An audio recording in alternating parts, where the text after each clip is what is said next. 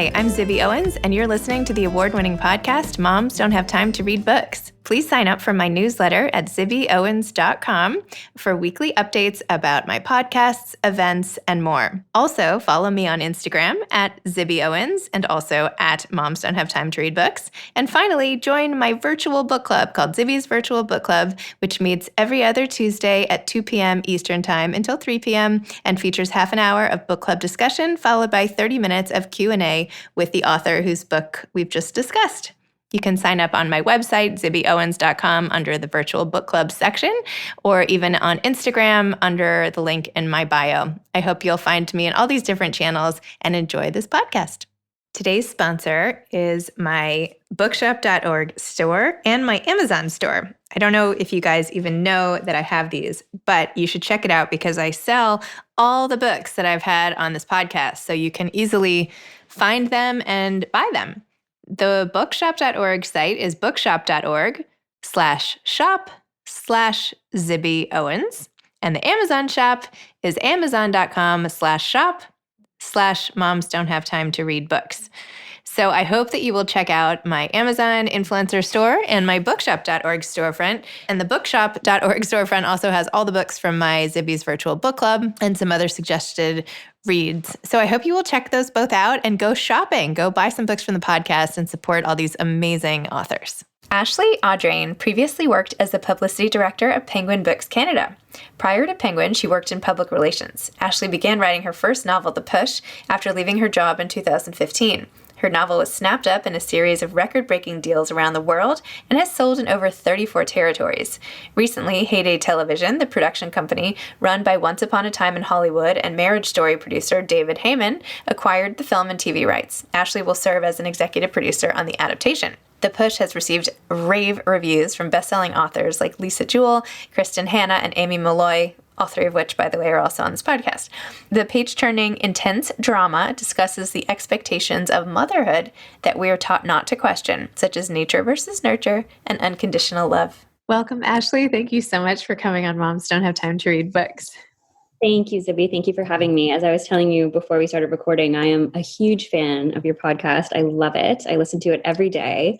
I don't know how you do it, but the content you put out for us, for all of us listeners, we just appreciate it so much, especially during these COVID days when you just need something to get through the day and you're always there. So thank you.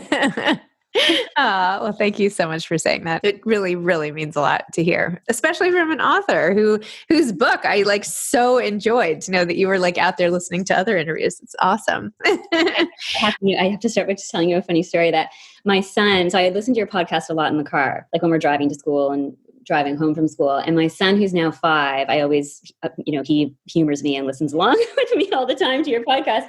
But he always, especially when he was a bit younger, he would hear your opening and he would say, "Mom, why is this lady saying you don't have time to read books? She's saying you can't read books. You don't have time." And it's just so funny. And I have to kind of, trying to explain to him what it means. But he was always very concerned about the title of your podcast and what that means for me. But I've assured him well, maybe I should put a disclaimer that, it's just a joke. I read lots of books. I love reading books. And You're loud. I have an almost 6-year-old, but now he's still 5. And the other day he was in the corner and he was holding up some little toy and he's like, "Hi, I'm Zibby Owens from Moms Don't Have Time to Read Books." They're always listening. Yeah, always listening. 5 is the cutest age, by the way. I'm really sad that it's coming to an end, having lived through it now 4 times. Anyway, okay, can we talk about your amazing book, The Push, which is alternately chilling and life-affirming and worrisome. And I just wanted to run out and find a therapist to throw in the pages. I was like, oh my gosh, now's when she needs a therapist. Wait, now she needs a child psychiatrist. Wait, now, oh no. And then last night, literally in some scenes, I'm I have to close my eyes. Anyway, so The Push. Tell listeners, please, what The Push is about and what inspired you to write it. Sure. So The Push is about a woman named Blythe Connor, and she comes from a history of women who have struggled deeply with motherhood in various ways. But she's quite determined that her experience is going to be different and that she's going to sort of be this warm, empathetic, present mother that she never had. And so she and her husband have their first child, a daughter, and her name is Violet. And at first, Blythe sort of goes through the various kind of typical early days of motherhood that we can all relate to, tired and sort of just overwhelmed. But then as Blythe as Violet gets a bit older, she kind of starts to realize there's something wrong with Violet. There's something different about her. She's quite aloof and doesn't really express much emotion. She's not very attached to her mother.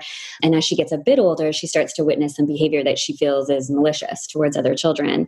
But the problem, of course, is that her husband cannot see this. Nobody can see this. And she's really the only one who believes this about her daughter.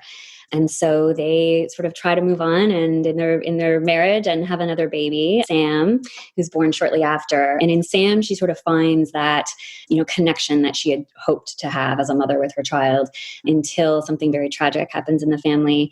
And they're all sort of forced to kind of face, what has happened and who their daughter is and who Blythe herself is. And the rest of the novel is sort of looks at that unraveling of the family from there. And so that's sort of what happens without giving I have to say, the whole time I was reading the book, I kept flashing back to your opening scene of the book, which makes you wonder, how did they arrive there, right? You have basically, I don't think I'm giving anything away because it's the opening scene, but you have the mother in the car, looking in, right, through the window, and you're wondering why, what is going on? How did she end up there? And as you go, you still don't know, what is it? How is this happening? So it's almost suspense, but it's not a thriller. How would you even describe? Because I don't view this as a thriller. It's more like a psychological drama of sorts, but yet there's this element, this big question mark hanging over it. Yeah, it's interesting you say that because a lot of people have described it as a thriller, and I didn't really set out to write a thriller, or it wasn't kind of what I had intended. I think I love, a lot of us do, just a page-turning book, something that, you just want to find out not so much what happened, but sort of why. Why did that happen? Why have we got there? And it's funny, one of my editors described it as sort of emotional suspense, which I thought was maybe a better description for it than thriller, because I think people who enjoy thrillers will hopefully enjoy this book because of the pace of it, but it's really more emotional suspense than anything. And it's really sort of more of a family drama, I think, than kind of a straight thriller where you're trying to figure out what happened. And you can definitely tell in the writing just how close to early childhood you are. I mean, you can tell in some books, okay, maybe this author has young children, maybe she doesn't. And, with a galley, you never really know how old anybody is, right? I'm not looking at the author photo. I don't have any context. I just always am diving in. And in this book, I was like, this author definitely has had children recently. Because you remember all of it. And it's I started finding myself wondering what your view on motherhood was, because there seems to be so much ambivalence on the part of the characters. Did you feel that way? And then I was thinking, if you didn't have any of these ambivalent feelings, how would you have put these characters together? And even just the sort of inherited trauma of generation after generation of mothers who are disappointing their children. Tell me about where this is coming from for you. Yeah, it's interesting. Yeah. So I started writing this book when my son was my first child. My son was 6 months old. And when he was born, he had some health challenges that we didn't know about. We didn't expect them. And so, it sort of puts you in this situation where, you're planning for a baby and you enjoy your pregnancy and you have this healthy pregnancy and you think everything will be fine. And then when he was 2 weeks old, we discovered it was not. And we were going to be spending a lot of time basically living in the children's hospital and trying to get him better and figure out how to manage the problems that he was having. And so that was we know how hard those early days of motherhood already were. And at 2 weeks old, 2 weeks in, to kind of have everything sort of completely changed and sort of flipped upside down was very challenging. I loved him and I loved being his mother, but I just didn't know. I guess I was learning kind of how to mother within the walls of a hospital and, with nurses helping you instead of, your family members. And so it was very challenging, obviously, but it also just really made me think a lot in those days about those expectations of motherhood, and that, we really society sort of teaches us to think that it's going to be a certain way and that we're going to feel a certain way and it's going to look a certain way. And then when it isn't, it's very isolating. It's a very isolating experience. And you really don't feel like you can really relate to anybody. I remember sort of all my friends having babies at the same time, which at first seemed like such a wonderful thing. And then when my experience ended up being just so different and so far from the experience they were having, it was hard. And so that, I think those were kind of just the things that I was sort of mulling over in those days. And then having sort of, the very, the mind that I do is sort of kind of taking it a bit further and sort of wondering like, my gosh, like this was not my experience with my son, but what would happen if it was even worse, if you didn't like your child or you couldn't feel like you loved your child or your child, did something that you couldn't forgive, like or you really regretted having that child, like what would that feel like? And so those were kind of the things I sort of started writing about. It was the stuff I was writing about was so much darker than what I was going through. I mean, I was going through a hard time. The stuff I was writing about was darker. And maybe that was a way of sort of working through or coping with what kind of I was going through at the time. It's kind of just really just exploring that. And those were kind of the seeds of thinking that grew into sort of the character of Blythe and her daughter Violet and the story that became The Push. And then for the, once I started kind of exploring Blythe and figuring out who she was, especially kind of through revisions, I started to understand that I couldn't really understand Blythe without understanding the women that she came from. And so that was when kind of the backstory started to develop, which is basically the story of Blythe's mother and Blythe's grandmother and the challenges that they went through. And so that, and I was very much interested in that idea of inherited trauma and kind of what we carry from the women before us and how much of that is kind of this maternal anxiety and how much of it is true, in our DNA, in our genes. And so that really interested me. Although I feel like I must disclaim this on every interview I do that my mother is nothing like the mothers in the book, nor is my grandmother. So I feel like I owe her the service. I had a feeling this was coming. I could tell you were going going to that place. Yeah. I do not blame your mom. She is off the hook. Yeah. You seem pretty normal from, our little limited interaction. Well, it's really funny because I didn't talk to my mom, my parents, or really anybody much when I was writing this book about what it was. It was such a sort of internal and living within me. And then when I realized that this was going to happen and the book was going to be published, I had to tell my mom what the book was about. And she was like, oh, how interesting. It was a lot for her to take in, but yes. Not. It's interesting too, how at one point you have Blythe go to the support group for mothers whose kids have done sort of unpardonable offenses, right? Because I always think about that when I hear about, the mother of this shooter or the mother of this, like, how does that mother feel? Like, of course, the mothers of the victims, right? Yeah. But why? You do your best with your kids, right? And I think as parents, like, I know I've had moments where I'm like, oh my God, I cannot believe my child did that. Like, and then it reflects on me, it reflects on my parenting. What does it say? And then you wonder, like you did, sort of, let's extrapolate and make this the biggest mess ever. Then what, right? It's so funny. I always think that too. I mean, when you hear something in the news or see something that's happened, I mean, I always think of the parents, and I always think, if the biological parents were the people who raised them and were involved in their lives, and my mind always goes there to think also, like, what did the parents know about their child, and did they ever suspect, and did they ever think that something like that could happen? Did they believe the humans they were raising capable of that? And if they did they say anything to anybody, or would you say anything to anybody?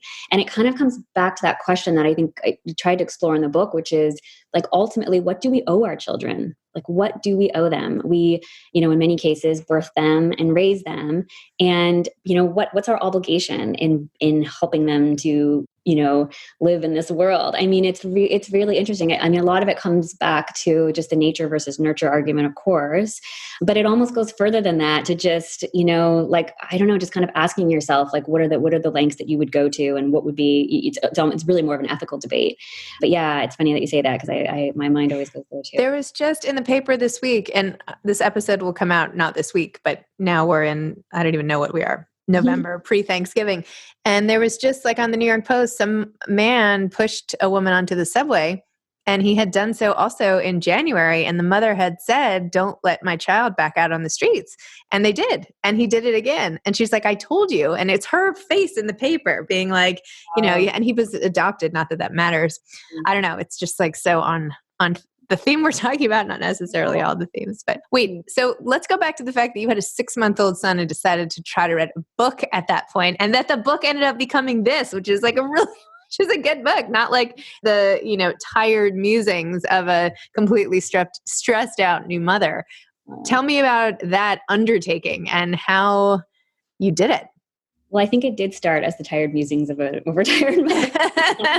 It's gone through a lot since then. It's gone through a lot of revision since then. But, I think it's interesting. I had always wanted to write and sort of couldn't, I was writing. I was, taking writing courses at night and writing on the weekends.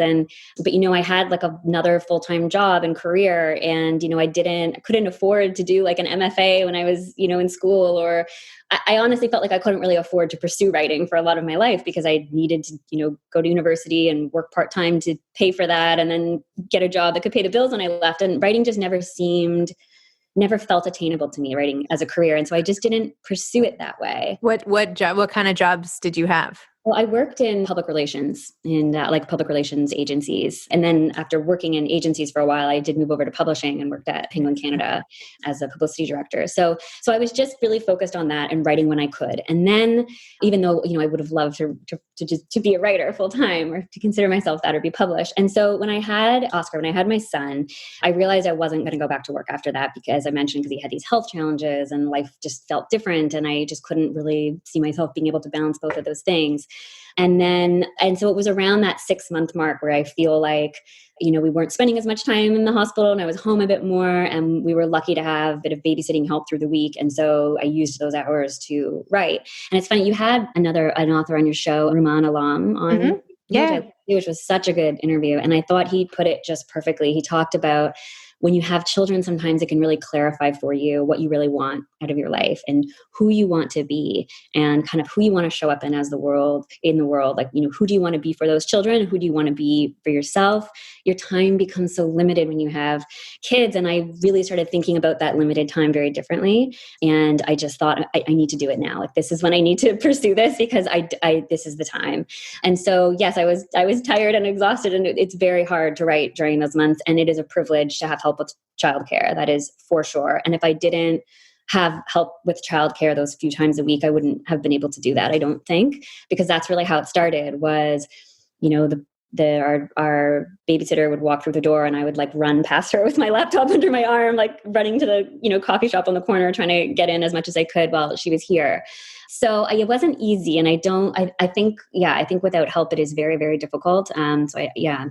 But that was just, and there was just so much on my mind then too. And it's funny, it's sort of, a lot of writing advice you get is like, write the story that's just burning inside you, or that you feel like only you can tell. And I did have a bit of that. I had this sort of creative energy around that time that I just felt compelled to do it. And I don't know. And looking back now, of course, I'm like, how did I don't know how I did that. Like it seemed, I don't know if everything were to happen all over again, if I could do it again, but it just felt like what I needed to do at that time, if that makes sense. How can I even ask, how is your son? And this might be personal, but is he okay? He is. Thank you for asking. That's so kind. Yes. He has a chronic illness, like a chronic condition. So he will have that, forever, but it is very manageable now. And he is just thriving and is just like the most incredible 5-year-old, almost 6-year-old like yours. And so now it doesn't even feel, now those days feel so far behind us when things felt, so much worse because he's doing so well and we've learned how to manage it. And so it does get better. Yeah. And tell me, I know you said earlier, I can't remember if we were recording yet or not, that he was upset that I was always talking in your car radio about how moms don't have time to read books. So tell me about your reading life. Are you reading a lot around the house? Like, do you have books everywhere? What's your relationship to reading like these days? Or do you just not have the time? Yeah, we do. We read a lot in our house. I think we do read a lot. My kids love books, which is great. I'm definitely a nighttime reader. I have a hard time reading during the day, but I read every night. And I think and it's amazing how fast that can add up if you just commit to doing it at night. I love to read new releases. I love to read debuts. I love to read like whatever the newest book, which is probably why I love your podcast, because you have many like authors whose books are just coming out. So it's such a nice pairing with reading what's publishing at the moment. But yeah, we do read a lot. And I think, I think it's so true that, your kids, I always make sure my kids know how much I'm reading. And even though I'm reading at night when they're asleep, like the books are piled on the bedside, and we go to the library a lot and buy books a lot. And I feel like that, I hope that kind of, my kids kind of grow up with that, but we'll see. It's so funny because I didn't set out to do books that were coming out now. In fact, I remember at the very beginning when I was trying to get an author on my podcast, the response was, well, so-and-so doesn't have a book coming out. Or like and I was like, so it never occurred to me that that authors would only be interested in doing publicity around new books. And so it's sort of like, it's become this because that's what the authors need the most. But I never would have thought, like, I was like, oh, I'm going to go into, I'm going to like work my way around my bookshelves. Right. Yeah. But luckily, most of those authors end up coming out with new books. So then I'm like, oh, okay, let's talk about your new book. But really, I want to talk about 110 years ago. So yeah, it is funny it's funny, isn't it? And I think now I would have thought that too. Now that I'm writing, I sort of get it a little more, because it's hard to kind of talk about one book and be writing another book. Like you sort of have these two totally different worlds in your head. So I think a lot of it is people, needing to kind of shut out the world and dig into the next project. And you can't even let your mind go back to the other book, Yeah. So I feel like, maybe that's part of it, but it is funny.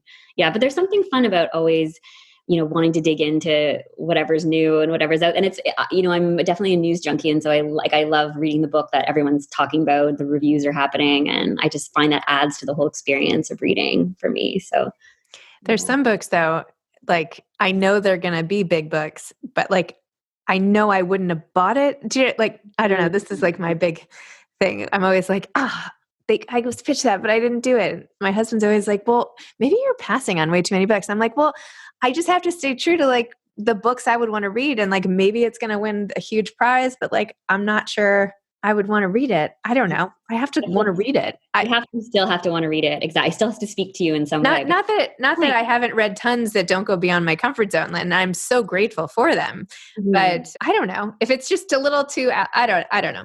I don't even know why I'm talking about this. But no, I know exactly what you mean. I know what you mean. Your books still have to speak to you. Even like you have to, I don't know, but if I'm not enjoying a book, I will put it down. I will never force myself to finish a book, because that's just not what reading is to me. Reading is just about being swept away and enjoying it, like enjoying every page and enjoying every minute that you're devoting to that book. And so if I'm not in love, I usually don't finish. Right? So I get it. I totally get it. You have to. So as a big book lover, tell me about the thrill of the publication journey for you then, from when you were starting to write it and then editing, and then what happened? Tell me about what happened. Gosh, it was really crazy. It was a wild ride for sure. Yeah, I worked on the book for about 3 years from that time I was talking about when I first started, to get it to where I felt like it was maybe ready to kind of go out there in the world. And I think because I'd worked in publishing for a couple of years, although I was not on the editorial side, I was on the publicity side, I sort of, I had I think I had an idea of how kind of things worked and, going to agents. But even though you have that knowledge, you still don't know what you have. And I hadn't shared it with that many people. And so as I shared it with got a few more readers, I started getting more comfortable with going out there with it. And again, because I worked in publishing, I had, kept friendly with, it was Penguin Canada at the time. This was just before the Penguin Random House merger, with the head of Penguin Canada, Nicole Winstanley. And she and I would meet, a couple times a year for tea or whatever, just to keep in touch. And I remember, so I met with her, this is when I was just, working on my query letters, getting ready to send it out to agents. And I met with her for tea, and I was so anxious to meet with her, because she didn't know that I was writing. When I worked there, I'd never talked about wanting to write a book or publish a book. And I didn't tell anybody that I used to work with that I was doing this, because it just seemed, like just such a dream, pipe dream, and was so interior, living within me only. And so, but I thought, okay, I want to just get her advice on agents. Like I had this list of agents I wanted to go to and just would love her opinion on it. And so I sat down with her for tea, and I said, oh, I have something to tell you. I'm feeling a little nervous to tell you this, and she interrupted me and said, let me guess, you've wrote a book. Was I that transparent? Like I thought I thought you would never guess that I would do this, so it was kind of funny, but she, gave me some good advice. And then it was sort of out to agents. And from there, it was really a whirlwind, and it was life-changing, and I will never forget how that all felt to kind of even just the, I will always remember and I will always save that sort of email back from my agent, Madeline Milburn. She's now my agent, but just her reaction to it. And just, it's really incredible to see just this dream, to see something that you've worked on for so long that you just don't know if it will ever be anything. And then to have these people kind of take a bet on you and have this kind of reaction to your work it's a very like magical thing. And I will just never forget it. And I don't take it for granted. And I feel very lucky to have had that experience. And then from there, it kind of very quickly sort of went out to publishers and went out into the world. And then we're here. So it really was magical is kind of a funny word, but that's just how it felt. It just felt kind of magical. Yeah. Kind of incredible. It's amazing. Are you working on anything else now?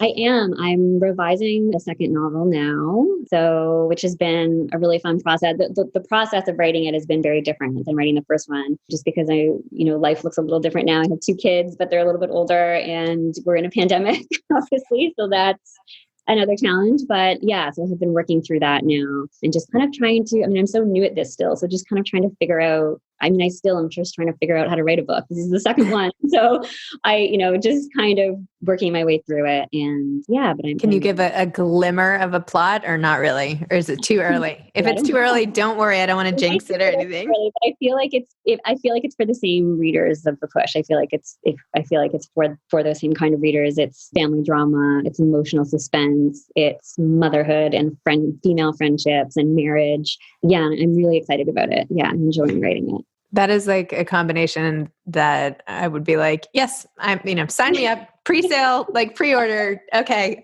You sold me on that. That's good enough. I will definitely be reading that book. Do you have any advice to aspiring authors? Well, after I just said I have no idea what I'm doing. I don't believe that at all. So scratch that and be honest. I have advice, I think, for new mothers, for new mothers who are writing, because I think that's my experience. That's kind of the place where I can offer advice. And I think it's sort of 2-part advice. And the first part is that, it's okay to ask for help to write your book specifically. Like, it's so hard to ask for help, period, as a mother, as we know this, or as a parent, especially when your kids are super young, because you just have so much anxiety about other people caring for your kids and all of that. And something that I had to learn with the first book when my son was so little was that, it was okay to ask my mom or have a babysitter or obviously my husband, like whoever, to say, I need help for 2 hours. And it's because I'm going to go write this book, and kind of making that really a priority, like showing people that writing a book is a priority for you and that writing is as important as the things that, my husband got to go out to do, like go to work where I was home. So kind of making it a priority, committing that time and letting other people know about it, giving yourself permission to make that as important as doing the errands and going to the grocery store and everything else. So that was kind of my number one. But I think the part 2 to that advice is that, everybody says, so many writers, accomplished writers, say you have to write every day.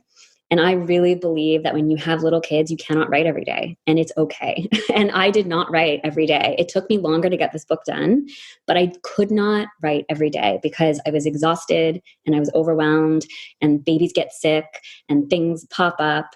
And some days I just did not have it in me, even if there was a blank slate, for the rest of the day. Some days I just could not rally to write.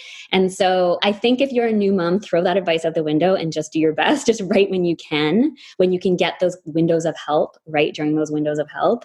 Something I could do every day, which I do recommend doing every day, is think about the book. You can think about the book even when you're not sitting down at your computer to write it.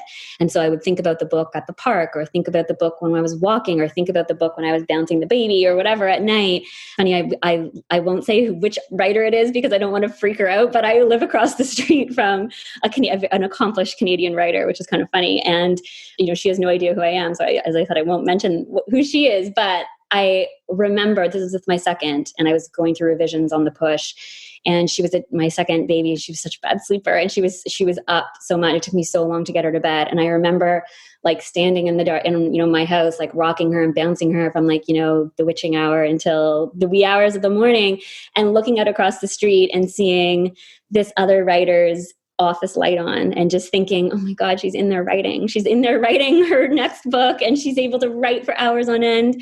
And I would just sit there and bounce my daughter and think, I wish I had that. I wish I could do that. And it made me so anxious, thinking that this woman across the street had all this time and I did not, because I had this crying baby.